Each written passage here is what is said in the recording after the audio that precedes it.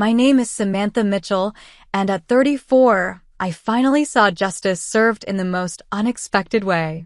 For years, my family told everyone I was a failure, a disappointment who could never measure up. They had no idea I had just been appointed chief of surgery at one of the most prestigious hospitals in the country. I kept my success a secret, tired of their dismissal. Then came the day my sister was hospitalized, and as I sat quietly beside her bed, enduring their usual cold treatment, a nurse walked in, bowed slightly, and said, "Hello, Chief of Surgery." Before I tell you how my entire family went pale learning who I really am, let me know where you're watching from and hit that subscribe button if you've ever had someone underestimate your potential. My love affair with medicine began when I was 7 years old. My grandfather needed heart surgery, and I remember sitting in the waiting room, clutching a children's book about the human body. When the surgeon came out to speak with us, I was mesmerized. He seemed like a superhero in a white coat, and in that moment, I knew what I wanted to be when I grew up. "I'm going to be a doctor," I announced proudly on the car ride home. My father glanced at me in the rearview mirror and chuckled. "That's a nice dream, Sammy, but it takes a special kind of person to become a doctor. It's very difficult." Beside me, my sister Emily, only 5 at the time, declared, "I want to be a doctor too." "Now that I can see," my mother said, reaching back to pat Emily's knee. "You've got the brains for it, sweetheart." That was my first taste of the family dynamic that would define my childhood. Emily was the golden child, bright, charismatic, and, according to my parents, destined for greatness. I was the steady, reliable one who should set realistic goals. My father, Richard Mitchell, was a business executive who valued status and appearances above all else. He'd built himself up from middle-class roots and was determined his family would reflect his success. My mother, Diana, was a former beauty queen who had once dreamed of becoming a model before settling for marriage and motherhood. Together, they created a household where achievements were measured by how impressive they sounded at cocktail parties. Emily learned early to play to this audience. She was theatrical and demanding of attention, quick to showcase her accomplishments and equally quick to make excuses for her failures. I was quieter, more determined, and less interested in the spotlight, traits my parents interpreted as a lack of ambition. By the time I was 10, the pattern was firmly established. Emily's birthday parties were elaborate affairs with professional entertainment and custom cakes. Mine were afterthoughts, usually celebrated with a store-bought cake and whatever gifts my parents had hastily purchased. When I brought home straight as in middle school, my father nodded absently. "That's nice, Samantha." When Emily managed to pull her grades up from CS to BS, they took her out for a special dinner to celebrate her remarkable improvement. I learned to find validation elsewhere. While my parents were busy attending Emily's dance recitals and school plays, I buried myself in science books. I dissected frogs in the garage and conducted simple chemistry experiments. I watched medical documentaries when everyone else was asleep. I was building my foundation brick by brick, even as my family assumed I was simply passing time. My saving grace came in the form of Mr. Daniels, my high school biology teacher. He caught me staying after class one day to examine slides under the microscope. "You've got a good eye," he said, peering over my shoulder, "and better technique than most of my senior students." It was the first time an adult had recognized my potential in the field I dreamed of entering. Mr. Daniels became my mentor, providing advanced reading materials and writing me a glowing recommendation for college. "You're going to make an exceptional doctor someday," he told me when I was accepted to pre-med. "Remember me when you're changing the world." I nearly cried. Someone believed I could do it. At home, the response was predictably lukewarm. "Pre-med?" My father frowned at my acceptance letter. "That's a tough road, Samantha. You know most pre-med students don't actually make it to medical school, right?" "I know, Dad. But I'm going to be one of the ones who does." Well, my mother interjected, at least you'll have a good education to fall back on when you decide on something more suitable. They agreed to pay for my education, but their subtle undermining continued. Every phone call included questions about whether I was still enjoying my classes, as if medicine were a phase I would eventually outgrow. Every holiday break brought comments about how tired I looked, how maybe I was pushing myself too hard for something that might not be meant to be. Meanwhile, Emily was thriving in the attention department. If I mentioned an interesting lecture I'd attended, she'd interrupt with a story about the party she'd gone to where she'd met the son of a hospital administrator. My parents would immediately pivot to her tale, relieved to escape the boring details of my academic pursuits. By the time I reached my senior year of high school, I'd learned to keep my dreams close to my chest. I stopped sharing my achievements, my hopes, my plans. I built a private world where I could nurture my ambition without the constant weight of their doubt. The night before I left for college, I sat alone in our backyard, looking up at the stars. I made myself a promise. Someday I would be undeniable. Someday I would force them to see me. I just didn't know how many years and how much pain would pass before that day arrived. Getting accepted to Princeton's pre-med program should have been cause for celebration. Instead, my parents' response was a mixture of surprise and concern. Princeton? My father raised his eyebrows over his reading glasses. That's going to be expensive, Samantha. Are you sure this is the path you want to take? There's no shame in starting at community college if you're not completely certain. I am certain, I replied, clutching my acceptance letter. And I got a partial scholarship. Well, that helps, my mother said, though her tone suggested it didn't help enough. We just don't want you taking on debt for something that might not work out. They eventually agreed to cover what my scholarship didn't, though every tuition payment came with subtle reminders of their sacrifice and warnings about the difficulty of the path ahead. My father regularly sent me articles about the high dropout rate for pre-med students and the grueling lifestyle of medical residents. I threw myself into my studies with an intensity that surprised even me. While other freshmen were exploring campus life, I was establishing relationships with professors and securing research positions. I didn't mind missing parties. Each perfect exam score was its own reward. Each glowing evaluation from a professor another brick in the foundation of my future. During my sophomore year, Emily announced she was also interested in pursuing medicine. Our parents' reaction was immediate and enthusiastic. Like father, like daughter, my dad exclaimed, though he had never been in medicine. You've got the Mitchell determination. They never mentioned that I had blazed this trail first. When Emily was accepted to Rutgers with a modest scholarship, my parents threw her a party, inviting extended family and friends. My uncle clapped me on the shoulder during the celebration. Looks like your little sister is following in your footsteps, he said. Maybe you two will open a practice together someday. My mother overheard and laughed. Oh, Samantha's still figuring things out. Emily's always known exactly what she wanted. I bit my tongue so hard I tasted blood. Visits home became increasingly difficult. Every achievement I mentioned was met with polite nods and quick changes of subject. When I was accepted into a competitive summer research program, my mother responded by showing me Emily's latest Instagram posts where she was volunteering at a local clinic. She's already getting hands-on experience, my mother said proudly. She's always been so good with people. The implication was clear. Emily had natural talent, while I was just stubbornly pushing myself in a direction that didn't suit me. Thankfully, college provided me with something my home never had, genuine support. I found friends who shared my passion for medicine, who didn't think my dedication was strange or misguided. I met professors who recognized my potential and pushed me to reach even higher.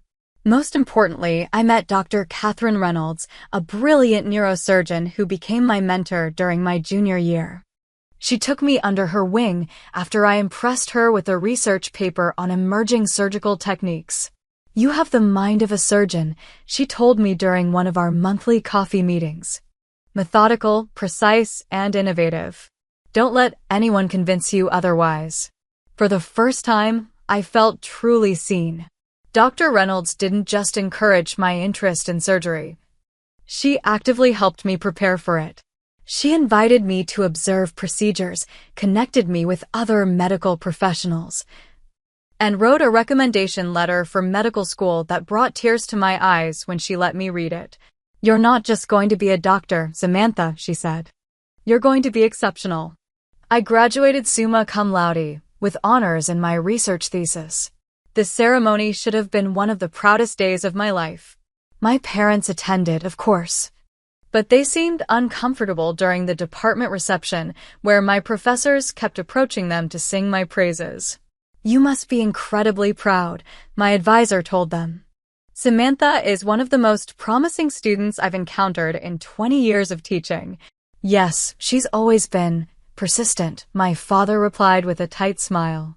Later that evening, as we gathered with extended family for dinner, my achievements were quickly glossed over in favor of Emily's news that she'd been elected president of her pre-med society. A natural leader. My father toasted, raising his glass. "Always has been." I excused myself early, claiming exhaustion. In reality, I needed to escape before I said something I couldn't take back. As I lay in my childhood bed for one of the last times, I realized the distance between me and my family wasn't just emotional anymore. It was a fundamental disconnect in how we saw the world and my place in it. The next day, I packed up my car to move to New York for medical school. As I hugged my mother goodbye, she whispered, "It's still not too late to change your mind if it gets too difficult, sweetheart." I pulled away and looked her straight in the eyes. "It already is too difficult, Mom. But I'm doing it anyway." It was the closest I'd come to confrontation, and I saw the surprise in her face. But old habits die hard, and by evening, she'd called to tell me about a family friend's daughter who had dropped out of medical school and was much happier teaching high school biology. I let her words wash over me, no longer expecting anything different.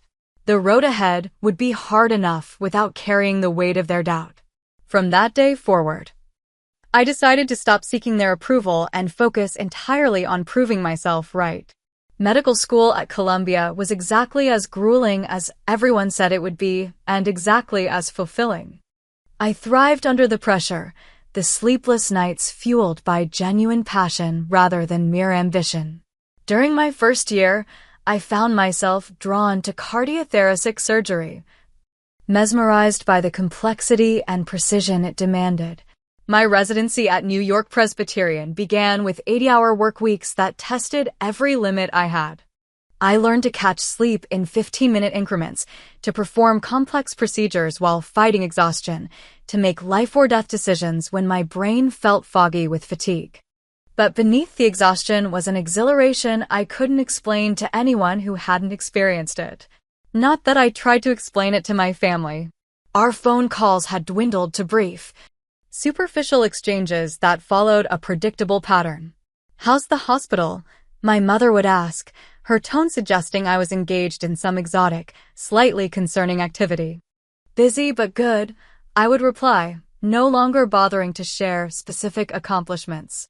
"You're working too hard," she would inevitably say. "You need to have a life outside of medicine." "Samantha, have you met anyone special?"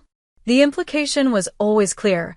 My career was something I should be fitting around the real priorities of marriage and family, not the other way around. Meanwhile, Emily had dropped out of medical school during her second year. The story my parents circulated was that she had decided to pursue a more balanced lifestyle and was taking time to reevaluate her priorities. In reality, she'd failed several key courses and was asked to repeat the year, something I learned not from my family, but from a mutual acquaintance. My parents never mentioned Emily's academic struggles. Instead, they framed her decision as wise and self-aware. "Not everyone is cut out for that kind of stress," my father told relatives at Thanksgiving dinner. "Emily's smart enough to know what's right for her." When my aunt asked how I was doing in my residency, my mother jumped in before I could answer. Samantha's still plugging away, she said with a sigh that conveyed both martyrdom and doubt. We worry about her, of course. She's always been so intense. I excused myself to help in the kitchen, but not before hearing my father add, the medical field has such a high burnout rate. We're just hoping she doesn't push herself too far before realizing it might not be the right fit. What hurt most wasn't their lack of faith. I'd grown accustomed to that, but the active undermining of my reputation within our extended family and social circle. I discovered through cousins and family friends that my parents regularly described me as struggling and overwhelmed. When I received a prestigious residency award, they never mentioned it to anyone. When I was selected for a specialized surgical fellowship, they told relatives I was still in school. My Aunt Margaret, my father's sister and the family truth-teller, pulled me aside during a Christmas gathering. They're telling everyone you're barely hanging on, she said bluntly. Richard told the Petersons you were considering a less demanding specialty because you couldn't handle the pressure. Is that true? Absolutely not, I said, feeling a familiar knot of anger and hurt. I'm actually excelling. My attending physicians have recommended me for advanced training in minimally invasive techniques. Margaret studied my face. I thought so. Your parents have always had a strange blind spot when it comes to you, Samantha. I don't understand it. But I want you to know that not everyone in this family shares their perspective. Her words were a small comfort. But they couldn't erase the knowledge that my own parents were actively sabotaging my reputation. After that holiday, I made a difficult decision. I would stop sharing any career news with my family. The pain of having my accomplishments dismissed was bad enough. Knowing they were being twisted into failures was unbearable. I poured my energy into my work instead. During my third year of residency, I contributed to a groundbreaking procedure that combined traditional surgical techniques with new imaging technology. The lead surgeon invited me to co-author a paper for the Journal of Cardiothoracic Surgery, my first major publication in a prestigious medical journal. When the article was published, my hospital held a small reception to celebrate. Colleagues and mentors congratulated me, acknowledging the significance of the achievement for someone at my career stage. Dr. Reynolds, who had stayed in touch throughout my training, sent flowers with a card that read, "The first of many. You're on your way." My parents didn't attend the reception. I hadn't invited them. When I mentioned the publication during our monthly phone call, my mother responded with, "That's nice, dear. Did I tell you Emily's started her own wellness blog? She already has 500 followers." I began to distance myself from family gatherings, making excuses about work schedules and hospital commitments. The truth was, I could no longer bear to sit through hours of subtle digs and comparisons. Each interaction left me drained and doubting myself, emotions I couldn't afford in my demanding career. "You're never around anymore," my mother complained during one phone call. "Family should come first, Samantha." I wanted to ask when I had ever come first in their family, but I swallowed the words. "I'm building my career, Mom. It requires sacrifice." "Well, Emily manages to visit every Sunday for dinner, and she has her business to run," she replied. Emily's business was a part-time job at a wellness center, supplemented by an allowance from our parents. I bit my tongue again. The irony was that while my family continued to expect my failure, my professional reputation was soaring. Attending physicians requested me for complex cases. Fellows and residents sought my guidance. By the final year of my fellowship, I was already being courted by multiple hospitals for prestigious positions. I learned to build my own family out of colleagues and friends who understood my passion and respected my dedication. I found mentors who pushed me to reach further and peers who celebrated my successes without reservation. It wasn't the validation I had once craved from my parents, but it was genuine and based on my actual abilities rather than predetermined expectations. Still, In quiet moments, after successful surgeries or professional recognition, I sometimes found myself wishing my family could see who I had actually become, not who they had decided I was. That wish would soon be granted in a way I never could have anticipated. By my early 30s, I had established myself as one of the rising stars in cardiothoracic surgery on the East Coast. My specialization in minimally invasive techniques had earned me recognition from industry leaders, and I had developed several procedural modifications that were being adopted by surgeons across the country. What no one in my family knew was that I had been approached by Massachusetts General Hospital with an unprecedented opportunity. They wanted me to consider the position of Chief of Surgery. At 34, I would be one of the youngest chiefs in the hospital's history and one of the few women to hold the position. The recruitment process was intense and highly confidential. I flew to Boston for a series of interviews, presented my vision for the department, and met with the hospital board. Throughout the process, I told no one in my family what was happening.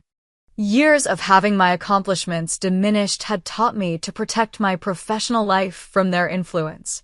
When the official offer came, I was sitting alone in my apartment overlooking Central Park. The email was followed by a phone call from the hospital director. "We believe you're the future of surgical medicine, Dr. Mitchell," he said.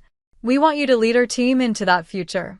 After accepting the position, I sat on my balcony with a glass of champagne, watching the sun set over the park. I had achieved something remarkable, something undeniable. Part of me wanted to call my parents, to finally force them to acknowledge my success. But a deeper wisdom held me back. This moment was mine to savor, untainted by their doubt or dismissal. I decided to wait until I was settled in the role before sharing the news. I would tell them in person, I thought, when the achievement was already established fact rather than future promise. Before I could make those plans, however, my family orchestrated one final episode of dismissal that sealed my decision to maintain my privacy. My parents had organized a family dinner to celebrate Emily's engagement to a wealthy real estate developer. I flew in for the weekend, genuinely happy for my sister despite our complicated relationship. The dinner was at an upscale restaurant, with extended family and friends gathered to toast the couple. I arrived slightly late due to a delayed flight and found the celebration already in full swing. My father was mid-speech, champagne flute raised. "And we always knew Emily would find someone special," he was saying. "She's always had a gift for connecting with people, for knowing what she wants and going after it." I slipped into my seat quietly, nodding greetings to relatives as my father continued. "To Emily and James," he concluded, "you make us prouder than words can express." After the toast, my mother finally noticed my arrival. "Oh, Samantha, you made it. We were just about to order." No mention of my late arrival, no concern about my delayed flight. I was simply an afterthought. As usual, throughout dinner, Emily dominated the conversation with wedding plans and stories about how she and James met. My parents beamed with each detail, occasionally turning to other guests to add, "She's always had such clear vision about her life." When a cousin asked what I had been up to, my mother answered before I could. "Samantha's still at the hospital in New York, still working those crazy hours." She shook her head slightly. "We keep telling her there's more to life than work, don't we, Richard?" "Some people take longer to find their path," my father agreed with a pointed glance at Emily's engagement ring. But better late than never. I felt something shift inside me. A final thread snapping, perhaps. I had been offered one of the most prestigious positions in my field, a role that surgeons twice my age would consider the pinnacle of their careers. And here I sat, being patronized as someone who hadn't yet found her path. Actually, I started to say, the announcement of my new position on the tip of my tongue. But Emily chose that moment to stand and tap her glass. "James and I have one more piece of news," she announced. "We're expecting. I'm going to be a mom." The table erupted in cheers and congratulations. My mother burst into tears of joy, and my father wrapped his arm around Emily's shoulders, pride radiating from every pore. In the commotion, no one noticed that I hadn't finished my sentence. No one cared what news I might have had to share. In that moment, I made my decision. They would learn about my achievement when they couldn't ignore or diminish it. The next morning, as I prepared to return to New York, my mother cornered me in the guest room. "You should learn from your sister, Samantha," she said, folding a towel that didn't need folding. "Emily understands what really matters in life. It's not too late for you to focus on building a family instead of just a career." I looked at her, this woman who had never seen me clearly, and felt a strange sense of peace. "I'm very happy with my life, Mom," I said simply. "Are you? You work all the time. You barely visit. You don't have a partner or children. That's not much of a life." I picked up my suitcase. "It's my life. And it's a good one." She shook her head, the familiar expression of disappointment settling on her features. "We just want what's best for you." "No," I replied quietly. "You want what you think is best for me. There's a difference." I left for the airport shortly after, returning to New York to prepare for my move to Boston. 2 weeks later, I started my new position as Chief of Surgery at Massachusetts General. The hospital held a reception to welcome me, attended by some of the most respected names in medicine. My office had a view of the Charles River and a door with my name and title displayed in elegant lettering. I sent no pictures home. I made no announcements to my family. This achievement was still mine alone, protected from their diminishment. I would tell them eventually, I thought, when the moment was right. As it turned out, the moment would choose itself. In circumstances I could never have predicted. I was in the middle of a department budget meeting when my assistant knocked urgently on the conference room door. "Dr. Mitchell." "I'm sorry to interrupt, but there's an emergency call for you," she said. "It's about your sister." My heart dropped as I excused myself from the meeting. In the hallway, I took the call, hearing my mother's panicked voice on the other end. "Emily's been taken to the hospital," she sobbed. "She collapsed at home. The baby, they're not sure. We're heading to Massachusetts General now. The ambulance is taking her there." The irony wasn't lost on me. Of all the hospitals in Boston, my sister was being brought to mine. I assured my mother I would meet them there and hurried to the emergency department. By the time I arrived, Emily had already been admitted and moved to the high-risk obstetrics floor. I checked the system and saw that she was being treated for severe preeclampsia, a serious but manageable condition if caught in time. Relief washed over me. This was serious but not immediately life-threatening. I made my way to her room, still dressed in my professional attire, but without my white coat or identification badge. As I approached, I could hear my mother's voice through the partially open door. "I don't understand why they're making us wait so long," she was saying. "The doctor should have been here by now." I took a deep breath and entered the room. Emily was in the hospital bed, looking pale but stable. My father stood by the window, while my mother sat at Emily's bedside, clutching her hand. All three looked up as I walked in, but their expressions showed only mild acknowledgement, no relief, no gratitude for my quick arrival. "Finally," my mother said, though I had arrived less than 20 minutes after their call. "Have you spoken to the doctors? Do you know what's happening?" "I just got here, Mom," I replied, moving to Emily's other side. "How are you feeling, Em?" Emily gave a dramatic sigh. "Terrible. They said my blood pressure is dangerously high. They're worried about the baby." I nodded. "Preeclampsia can be serious. But you're in the right place. Massachusetts General has an excellent maternal-fetal medicine team." My father turned from the window with a frown. "And how would you know that?" "You work in New York." The perfect opening to explain my new position, but something held me back. The familiar dismissive tone. The automatic assumption that I couldn't possibly know what I was talking about. Old patterns reasserting themselves even in crisis. "I keep up with hospital rankings," I said simply. deciding this wasn't the moment for revelations. Emily's health was the priority. My mother made a small noise of disapproval. Well, I hope they send someone experienced to look after Emily. She needs the best care possible. I'm sure they'll send someone very qualified, I replied, biting back the urge to tell her that, as chief of surgery, I could personally ensure it. The next hour passed in uncomfortable silence, broken only by Emily's occasional complaints about her condition and my mother's fussing.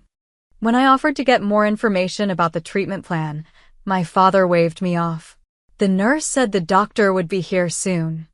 We don't need you running around asking questions and getting in the way. I sat down in the corner chair, observing the family dynamic as if from a distance. Even here, in a medical crisis. In a hospital where I held the highest surgical position, I was still the outsider. The irony was almost laughable. My mother continued to make pointed comments about how some people were too busy with work to care about family, even as I sat right there, having dropped everything to be with them. My father checked his watch repeatedly, muttering about the inefficiency of hospital staff. Emily alternated between tearful worries about the baby and complaints about the uncomfortable bed and bland hospital food. Not once did anyone ask about my life, my work, or express genuine pleasure that I was there. I was simply expected to be present but invisible, supportive but silent. As the afternoon wore on, my father stepped out to make some business calls. My mother took the opportunity to lean closer to Emily's bed. At least this might help Samantha understand what she's missing, she said in a stage whisper. All that focus on career. And look at what really matters in the end.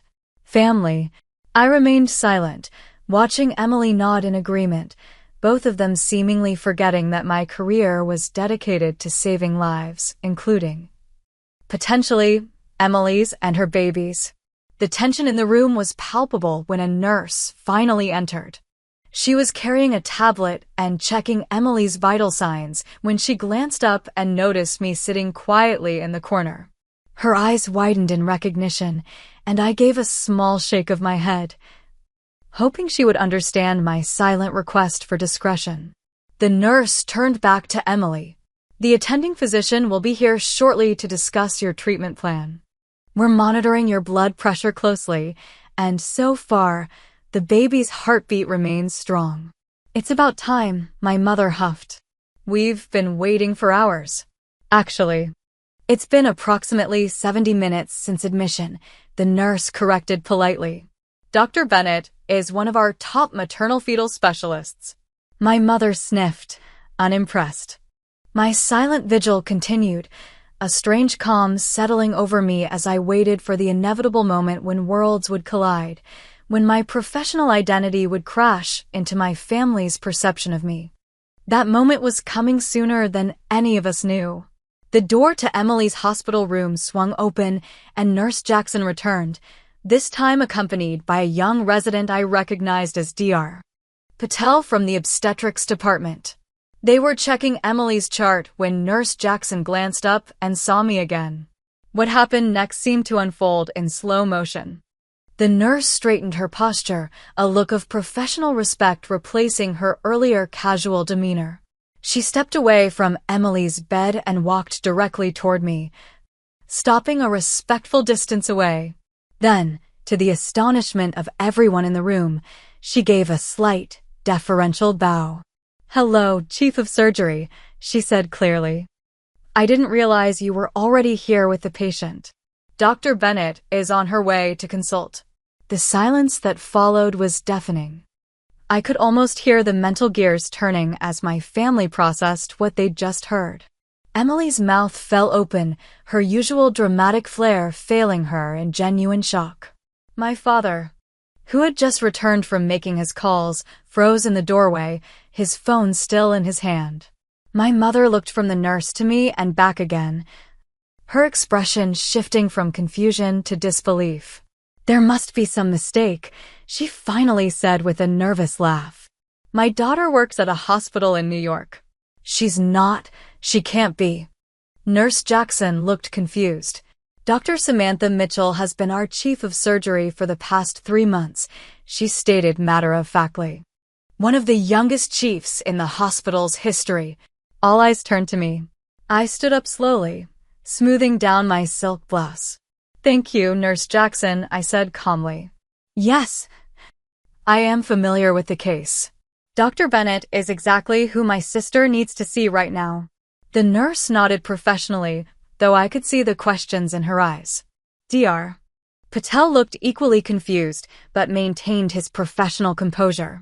We'll continue monitoring Mrs. Collins's blood pressure, he said, using Emily's married name. The latest readings show it's still elevated but has stabilized somewhat since admission. Good, I replied. Please keep me updated on any changes. As the medical staff turned their attention back to Emily, I watched my family's reactions unfold. Emily's shock had morphed into something more complex, a mixture of surprise, confusion, and what looked almost like betrayal, as if my success were somehow an act of aggression against her. My father had moved from the doorway to stand beside my mother, his expression hardening into something defensive. My mother simply stared at me as if seeing a stranger. Chief of surgery, she finally whispered. But you never said anything. Would it have mattered if I had? I asked quietly. Before she could answer, the door opened again, and Dr. Bennett entered. She was one of our most respected specialists, a woman in her 50s with a commanding presence and exceptional clinical skills. She spotted me immediately. Dr. Mitchell, she said with genuine warmth. I didn't expect to see you here today. Family emergency, I explained. This is my sister, Emily Collins. Dr. Bennett's eyebrows rose slightly as she made the connection. I see. Well, she's in good hands here. She turned to Emily with a reassuring smile. Mrs. Collins, I've reviewed your case. The preeclampsia is concerning but manageable. We'll need to keep you hospitalized for monitoring until your blood pressure stabilizes. Emily, still processing the revelation about my position, simply nodded. Dr. Mitchell, Dr. Bennett continued, addressing me professionally. Based on the initial assessment, we're considering beginning magnesium sulfate as a precaution against seizures. Given your sister's current condition, would you concur? The room seemed to hold its breath as Dr. Bennett deferred to my medical opinion, an unmistakable acknowledgement of my authority and expertise. Yes, I replied after a moment's consideration. That seems appropriate given the severity of her symptoms. I'd also suggest continuous fetal monitoring for the next 24 hours at minimum. Dr. Bennett nodded her agreement. Exactly what I was thinking. I'll order that right away. My father finally found his voice. Now wait just a minute, he interjected. Are you saying my daughter is making medical decisions about her sister? Isn't that some kind of conflict of interest? Dr. Bennett looked surprised. Mr. Mitchell, your daughter is one of the most respected surgeons in the country. While obstetrics isn't her specialty, her medical opinion is highly valued. However, I am the attending physician and will be making all final treatment decisions. She turned back to me. Will you be staying for the treatment discussion? Yes, I said, meeting my father's gaze steadily. I'd like to hear the full plan. As Dr. Bennett began explaining Emily's treatment in detail, other hospital staff filtered in and out of the room. Each one acknowledged me with the same respect, Dr. Mitchell, or Chief, creating an undeniable picture of my professional standing. My mother, who had been uncharacteristically silent, suddenly reached for my hand. Why didn't you tell us? She asked, her voice small. I gently withdrew my hand. When have you ever truly wanted to hear about my success, Mom? Her face flushed. That's not fair. We've always supported you. From the bed, Emily made a scoffing sound. All eyes turned to her. Oh, come on, she said, some of her usual dramatic flair returning. We all know Samantha was never the favorite. You guys made that pretty clear. My father stepped forward, his businessman instincts kicking in as he attempted damage control. Now's not the time for family drama, Emily. You need to focus on getting better. He turned to me with a stiff smile. Samantha, we've always been proud of you. You know that. We just worried about you working too hard. The practiced ease of his revisionist history was almost impressive. In any other circumstance, I might have let it pass. Might have accepted this meager olive branch for the sake of peace. But standing in my hospital, surrounded by colleagues who respected me for exactly the qualities my family had always dismissed, I found I no longer needed to compromise. No, I said simply. You weren't proud of me. You were waiting for me to fail. Dr. Bennett, sensing the tension, tactfully excused herself. I'll check back in an hour. The nurse will start the magnesium sulfate immediately. As the door closed behind her, my father's facade cracked. That's ridiculous. We always supported your interests. My interests? I repeated. You mean my career? The one you told everyone was falling apart? The one Mom suggested I should abandon just yesterday to focus on building a family? My mother had the grace to look embarrassed.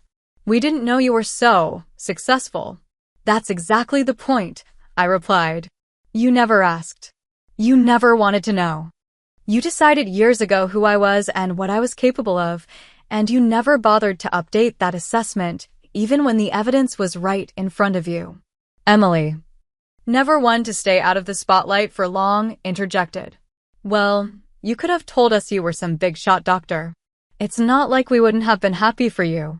I looked at my sister. Really looked at her and felt a surprising wave of compassion. Emily had been shaped by our parents' expectations just as much as I had, just in the opposite direction. She had been told she was exceptional for so long that she'd never had to prove it.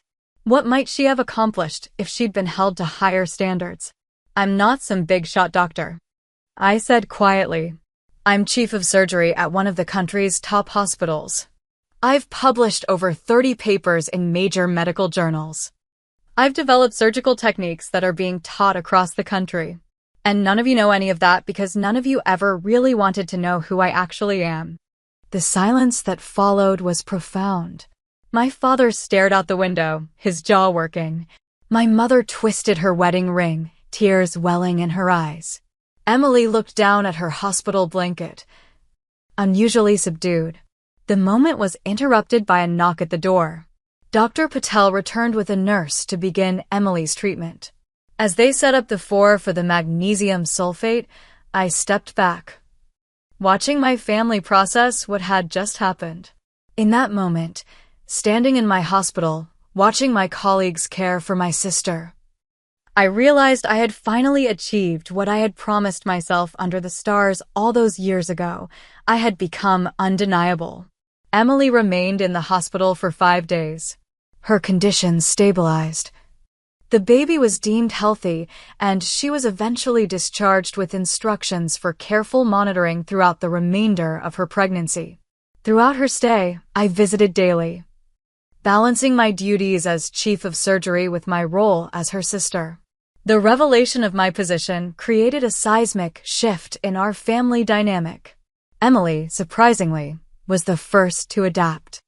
On the 3rd day of her hospitalization, as I checked in during my lunch break, she looked up from her magazine with unusual seriousness. You must be really good, she said simply. Everyone here practically genuflects when you walk in. I smiled slightly. I work hard. Yeah, she replied, studying me. You always did. She hesitated, then added. I was jealous of you, you know. This caught me off guard. Jealous? Of me? Mom and Dad treated you like you hung the moon. Emily laughed without humor. They did. And it was nice, I guess. But I always knew I wasn't earning it. You built something real. Something they couldn't give you or take away. She rubbed her pregnant belly absently. I never had that. It was perhaps the most honest conversation we'd ever had. As Emily's discharge approached, we began tentatively rebuilding our relationship, not as competitors in our parents' attention economy, but as adults with our own strengths and weaknesses. My parents' adjustment was more complicated. My father attempted to rewrite history, claiming he had always believed in me but had simply been pushing me to excel with his doubt. My mother vacillated between pride in my accomplishments and hurt that I had kept them secret. "We're your family," she said during a private moment in my office where she had asked to speak with me. Families shouldn't have secrets. Families shouldn't make their children feel like they're constantly falling short, either, I replied gently. Every time I achieved something, you found a way to diminish it. Eventually, I stopped sharing because it hurt too much. "We never meant to hurt you," she insisted, tears welling in her eyes. "We were just worried. Medicine is such a demanding field. And you were always so intense." "That intensity is what makes me good at my job, Mom. It's not a flaw to be corrected. It's a strength to be channeled." She nodded slowly, though I wasn't sure she truly understood. Old perceptions die hard, and my parents had spent decades viewing me through a particular lens. It would take time and consistent evidence to reshape their image of me. As weeks passed, I established clear boundaries. I declined their initial flood of invitations to family events, explaining that my schedule as chief of surgery was demanding and inflexible. When I did accept an invitation for Sunday dinner a month after Emily's hospitalization, I left when my father began introducing me to neighbors as our daughter, the doctor with the same tone he might have used for our daughter. The circus performer, technically accurate, but tinged with subtle disbelief. "I've worked hard to earn my position and the respect that comes with it," I explained as I collected my coat. "When you're ready to respect it too, we can try this again." My Aunt Margaret called the next day. "Good for you," she said without preamble. "Richard's been getting away with that condescending attitude for years. It's about time someone called him on it." Gradually, tentatively, a new family dynamic began to emerge. My parents learned that my success wasn't a phase or a fluke, but a sustainable reality. Emily, to everyone's surprise, including possibly her own, developed a genuine interest in patient advocacy after her experience and began volunteering at a support group for high-risk pregnant women. 6 months after the incident, as my family now referred to it, I invited them to the hospital's annual fundraising gala. I was being honored for pioneering a new minimally invasive cardiac procedure, and I decided it was time for them to see me in my professional element. The evening was transformative.